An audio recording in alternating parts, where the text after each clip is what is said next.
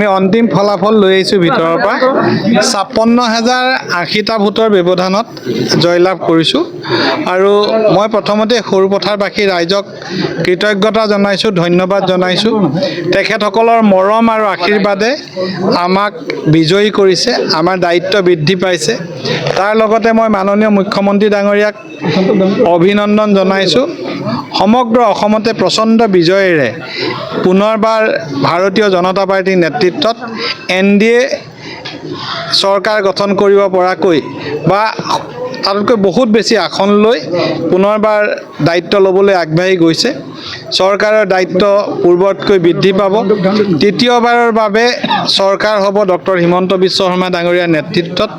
আমিও আশা কৰিম যে সৰুপথাৰ সমষ্টি অহা 5 বছৰত আৰু জিলিকি উঠিব, উন্নয়নে আকাশ চুব। আমি পুনৰবাৰ আমাৰ দলৰ প্ৰত্যেকজন কাৰ্যকৰ্তাক অভিনন্দন জনাইছোঁ আৰু ৰাইজক আমাৰ ধন্যবাদ আৰু সেৱা জনাইছোঁ। আপোনাক কিন্তু বহুখিনি হেৰি কৰিছে, ক'ৰবাত ধন বল বাহুবল প্ৰয়োগ কৰি আপোনাক একো কৰিব নোৱাৰিলে, মানে ব্যৱধান বৃদ্ধিহে পালে যথেষ্ট। ধন বল বাহুবল এইবিলাকতকৈ মানুহৰ আশীৰ্বাদ বহুত ওপৰত।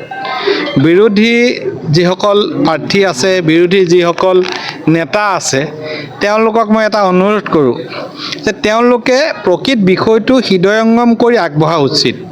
টিভিৰ বুমটো দেখিলেই কাৰোবাক তুচ্ছ তাচ্ছিল্য কৰা, কাৰোবাক অপমান কৰা, কাৰোবাৰ বিষয়ে বেয়াকৈ কোৱা, ব্যক্তিগত আক্ৰমণ কৰা, তেওঁলোকৰ যি প্ৰৱণতা, এই প্ৰৱণতাই বহু সময়ত আমাৰ মনত আঘাত দিয়ে।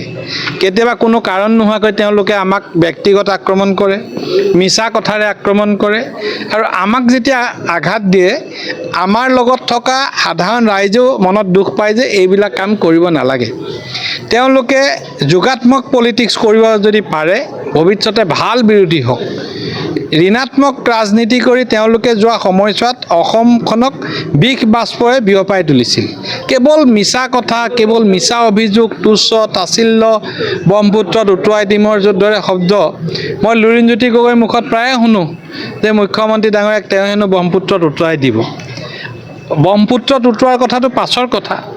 এই যি নিৰ্বাচনত ৰাইজৰ আশীৰ্বাদৰ চুনামি আহিল, এই চুনামিত তেওঁলোক কেনেকৈ উটি গ'ল তেওঁলোকে দেখিছে। গতিকে আমি যিটো দেৱাল লিখন বুলি কওঁ, ৰাইজৰ মনৰ ভাৱ বুলি কওঁ, এই দেৱাল লিখন পঢ়িবলৈ যেতিয়ালৈকে বিৰোধী সক্ষম নহ'ব, তেতিয়ালৈকে তেওঁলোকে লম্ফ-জম্ফ কৰিব পাৰিব। আৰু এটা কথা, তেওঁলোকে লম্ফ-জম্ফ কৰি চিৰদিনেই জিকিম জাতীয় চৰকাৰ গঠন কৰিম জাতীয় এইকাৰণেই কৰে যে লুৰিণ বা অখিলে এই কথাখিনি কৈ তেওঁলোকে বজাৰত ডনেশ্যন তোলা প্ৰক্ৰিয়াটো তেওঁলোকে অব্যাহত ৰাখে। কাৰণ 10টা ইলেকশ্যনত হোৱা প্ৰাৰ্থী এজনেও যেতিয়া ডনেশ্যন তুলি লাখ লাখ টকাৰ ডনেশ্যন তোলে লুৰিণজ্যোতি গগৈহঁতে, তেওঁলোকে বুজাই দিয়ে যে তেওঁলোকৰে চৰকাৰ আহিব। গতিকে তেওঁলোকে প্ৰকৃত অৱস্থাটোৰ সৈতে সহাৱস্থান কৰি ৰাজনীতি কৰক আৰু ভাল বিৰোধী হৈ থাকক, মই তেওঁলোকক অনুৰোধ জনাইছোঁ। শদিয়াৰ পৰা ধুবুৰীলৈ, বৰাকৰ পৰা ব্ৰহ্মপুত্ৰলৈ সকলোৰে মাজত চিনাকি এটা নাম প্ৰাতঃ টাইম। থলুৱা ভাষা, কৃষ্টি আৰু সত্য বাতৰিৰ আধাৰত প্ৰতিষ্ঠিত খবৰ প্ৰাতঃ টাইমৰ প্ৰতিটো বা বাতৰি পুংখানুপুংখভাৱে চাবলৈ Facebook, YouTube, website, Twitter, Instagram আৰু ব্লগাৰ পেজত লাইক আৰু ফ'ল' কৰক।